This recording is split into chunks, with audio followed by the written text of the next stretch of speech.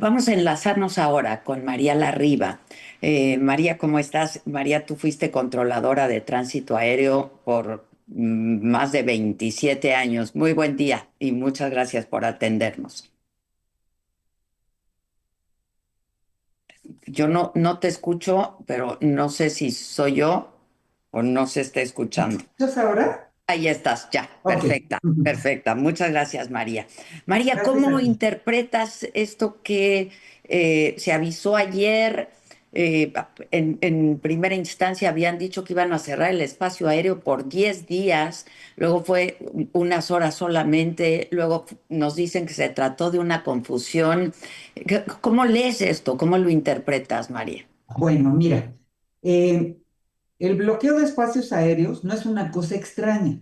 Mm, Existe en forma permanente en ciertos espacios, pero también lo puedes generar por alguna razón en particular por un tiempo determinado. Por ejemplo, los desfiles del 16 de septiembre, pues ese es una cancelación de un espacio aéreo para una función específica de 2 o 3 horas y después regresa a la operación normal. Bueno, ujú. lo que yo interpreto que ocurrió aquí es lo siguiente.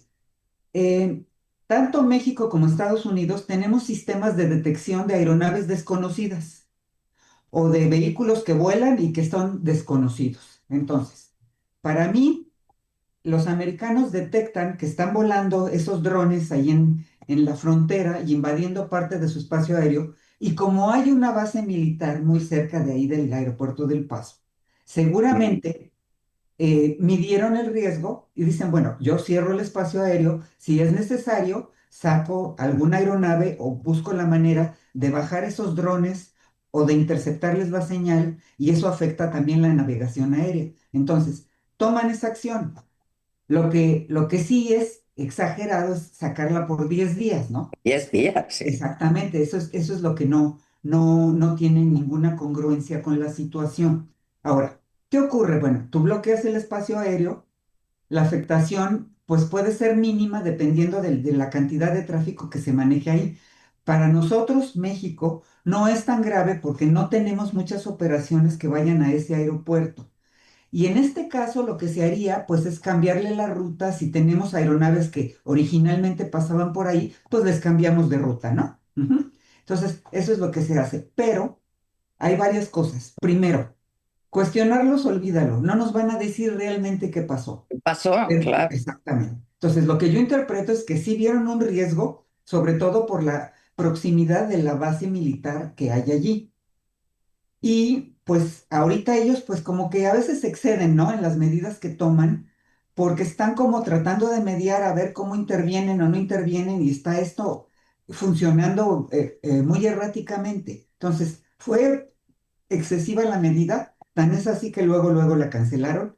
Número dos, no nos van a dar una explicación. Ujú. Y número tres, pues es esperado que siga pasando, porque el gobierno de los Estados Unidos ha manifestado que van a limpiar la frontera. Entonces, esto va a ocurrir en todos los estados fronterizos.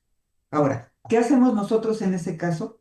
Pues separar el tráfico de esa área y cambiar las rutas y esperar a que ellos nos den más información. Ahora, lo que pasa es que el procedimiento en este caso es si es civil la disposición, que hay que ver si generaron una notificación civil, que seguramente lo hicieron, entonces los controladores del paso le avisan a los controladores de México y ya tenemos la información. Pero también puede ocurrir que los militares americanos le informen a los militares mexicanos y ellos, a su vez, nos informen a nosotros qué partes del espacio aéreo hay que restringir o prohibir.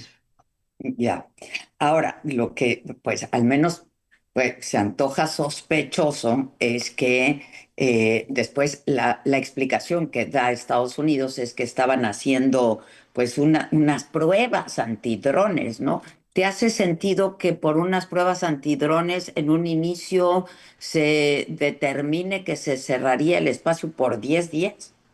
No, no es creíble. Para mí no es creíble. Ellos vieron un riesgo, aunque sea mínimo, y actuaron o sobreactuaron, ¿verdad? De acuerdo Ujú. a la Sí, sí, situación. sí.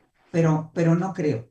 Ahora, un procedimiento para bloquear los drones es bloquear la señal de navegación. Y eso sí afecta a las aeronaves. Entonces, pues tratan de no hacerlo. Pero Claro. para mí sí vieron algún riesgo. y por eso tomaron esa determinación. Y Ahora, seguramente va a seguir ocurriendo. a partir de esto que supimos ayer, hay mucha gente que se siente ahora asustada de volar al Paso, por ejemplo. ¿Hay motivos para desconfiar de la seguridad y la integridad física de las personas, de los No, pasajeros? No. no. En cuestión de seguridad aérea, no. Este es un procedimiento normal, regular. Lo que pasa es que por la situación en la que estamos viviendo y que las redes publican mucha información, pues hay preocupación de la gente. Pero el hacer espacios prohibidos o restringidos es parte de mantener la seguridad aérea. Claro. Te voy a poner un ejemplo. Hay bases militares en México y en Estados Unidos y en todos los países que tienen espacios prohibidos permanentemente. Mm, Y hay otros que no lo hacen permanentemente, sino cuando necesitan un espacio. Y un ejemplo fue, muchos años en México, la base de Santa Lucía era la base de adiestramiento más importante del país. Y cuando ellos querían practicar maniobras o dar capacitación, se activaban unos espacios aéreos al sureste de los volcanes y al suroeste de Toluca, donde los aviones militares despegaban de Santa Lucía, los llevábamos a ese lugar y se les dejaba ese espacio de uso privativo durante 4 o 5 horas. Una vez que ellos terminaban sus maniobras, regresaban a Santa Lucía y el espacio ese se volvía disponible. Eso lo puedes hacer temporalmente. Ahora, también lo puedes hacer en forma definitiva. Un ejemplo es el espacio aéreo que rodea los volcanes. ujú. El Ixtle y el Popo tienen un área prohibida en forma permanente por la actividad del volcán El de volcán. 20 millas náuticas alrededor de los volcanes y sin límite superior, de tal manera que ninguna ruta aérea pasa sobre esa zona.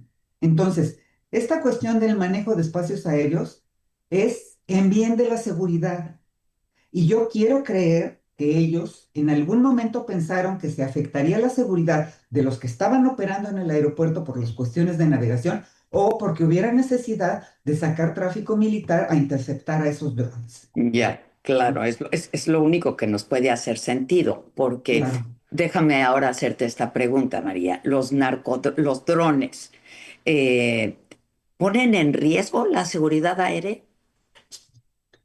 Mira, creo que tenemos que extremar las normas para la operación de drones. Mm, Porque en este momento, pues todo el mundo puede tener uno y sacarlo, ¿no? Y la verdad es que sí es un riesgo para la aviación, porque si un pájaro le hace un agujero sí, y claro. para el motor, pues un dron con mayor razón. Entonces, sí debemos de extremar las precauciones y revisar qué normas regulan el uso de drones y la propiedad de los mismos. Y debemos tener ya una publicación restringiendo espacios para ellos. Ujú. Porque, por ejemplo, cerca de los aeropuertos, pues a cualquier distancia del suelo puede ser peligroso. Entonces, sí lo tenemos que regular y sí pueden comprometer la seguridad aérea. Ujú. ¿Y ustedes los detectan, María, con anticipación?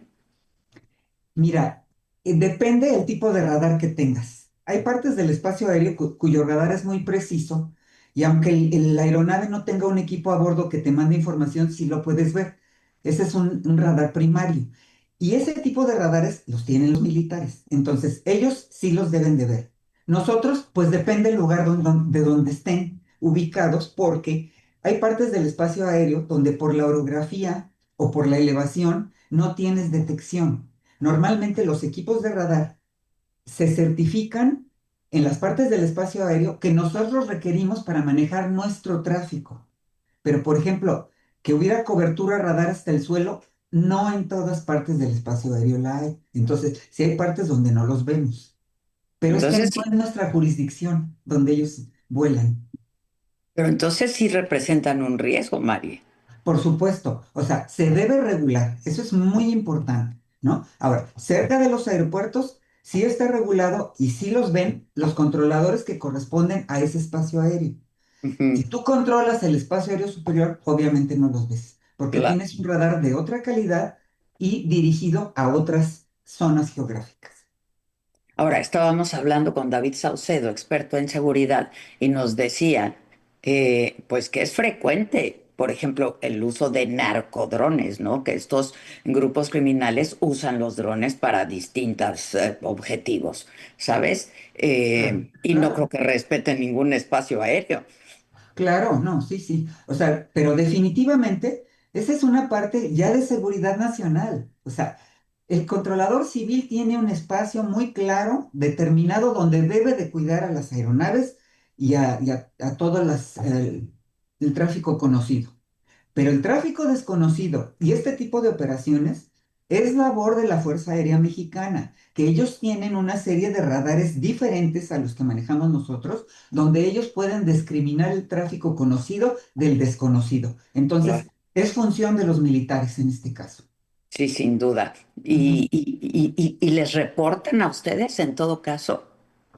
Sí, claro. Por ejemplo, acuérdense que el primer escándalo fue porque un avión de la Fuerza Aérea Americana se metió ahí en el Golfo de Cortés. O sea, obviamente nos avisan y obviamente separamos los aviones de ese avión, aunque no me llame. Aunque no me llame, lo veo, lo Claro, separo y mantengo su seguridad, porque pues tampoco se trata de que choquen, ¿verdad? Se trata sí, de claro, mantener la seguridad. sí, claro. Entonces, no creo que la gente debiera preocuparse ahorita por una cosa como esto del aeropuerto Del paso. sí. Lo que sí es cierto es que entonces no hay regulación para los drones. O la hay muy incipiente, porque es que Ya, esto ha avanzado muy rápido, ¿no? claro. Y Ujú, la otra cuestión que tenemos, Adela, es que la autoridad aeronáutica, el titular fue removido hace 2 o 3 meses y llega una nueva persona que es otro general de la Fuerza Aérea y trae a su gente y entonces empieza una etapa de aprendizaje porque ellos son militares, no son civiles. Y ujú. eso los limita muchas veces para resolver con la celeridad que debiera de ser los problemas que se van presentando. Espero que con esto que pasó ayer atiendan esto más rápidamente, ¿no? Pues ojalá, ojalá, Ojalá porque sí. sí es Ujú. creciente el uso de drones, sin duda, Por ¿no? Y sobre supuesto, todo por parte de los carteles. por supuesto. Sin Ujú. duda.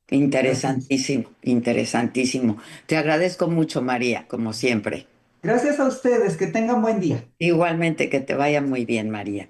Eh, bueno, pues ahora vamos con Jonathan, porque también en términos políticos se está dando una discusión. ¿Qué está pasando al interior de Morena? Ayer hablábamos de que, eh, pues con la reciente publicación, no sé si ya está a la venta o iba a salir en estos días a la venta el libro de Julio Scherer y de nuestro colega periodista Jorge Fernández Menéndez, que se llama Sin venganza ni perdón. Y a partir de ahí, bueno, pues hay dos personajes que en la administración pasada y todavía en esta, en el caso de Jesús Ramírez, pues fueron el corazón y el cerebro de Morena, de la Cuarta Transformación, gente cercana